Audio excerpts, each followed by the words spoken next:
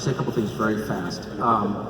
One, you know, of all the criticisms leveled at Trump, the he's a compulsive liar thing, to me, it's the least sort of interesting. I mean, I actually think that the truth about Trump is he is what he seems to be. Like, I've known a lot of politicians, and they really are two different people. The person on stage is, you know, children are our future. And then off stage is like, where are the hookers? You know, they're totally different. And they are.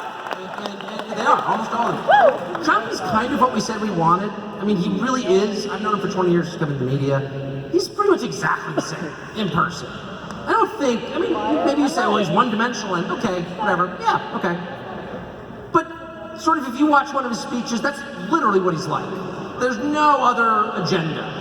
So you either like that or you don't, or you have mixed feelings about it or whatever. I personally think it's maybe the least interesting part of the moment we're going through. And your question was, it's like, we're missing a lot. I used to drink too much, like way too much.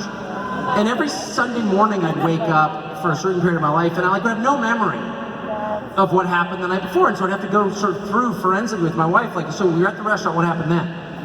And then, like, how do we get home? And that's how all of America's gonna feel when this is over.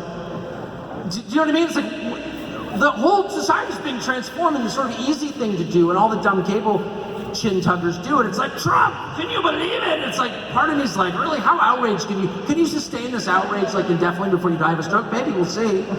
But you're also kind of not covering the things that are really happening, which is American society is inverting, and the middle class is dying, and like nobody cares. Trump is a cover for everything on both sides. It's very, and I'm not, trust me, I'm not an intellectual, but even I am like, this is too dumb, even for me.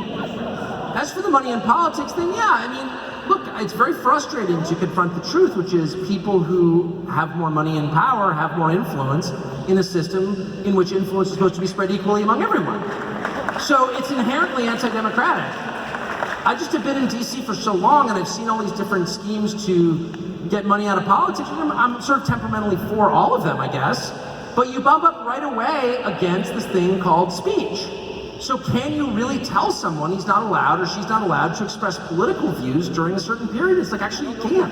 So it's a little more complicated, but I would say it's even more complicated because the real threat to the democracy, yeah, the campaign finance system is stupid. Probably nothing you say I disagree with, but I don't think it's the real threat. The real threat is the massive concentrations of power outside government. So I grew up a conservative, you know, pretty doctrinal, I guess, sort of doctrinaire conservative, and I was taught my whole life that the real threat to liberty was the federal government, was the most powerful entity, right? That's not at all the case. I mean, the beauty of the federal government is that it's so inefficient that it takes a long time to hurt you because they can get their act together. Do you know what I mean? The people who run the post office are not, in the end, an existential threat to you because they're too lame, okay? Google is not lame.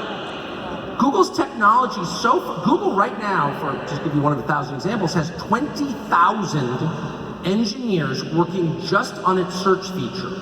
Okay, these are people with advanced degrees, make between $200,000 and $500,000 a year just on Google search. There are 20,000 of them. There has never been a technological entity or an entity of any kind as powerful as Google. Now, I'm not saying Google is evil, though I think increasingly I do think that they are.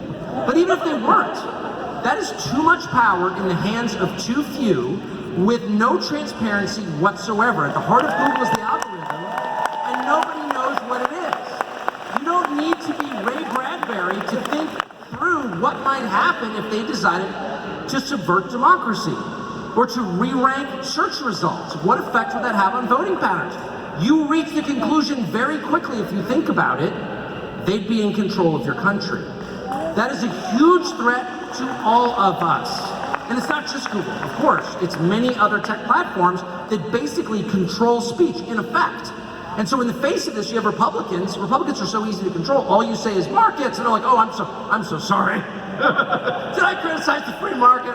You know what, Monsignor, forgive me. And then Democrats are very easy to control too. You're just like, look, we'll help you keep power. And they're like, oh, cool, all right. So what about everybody else?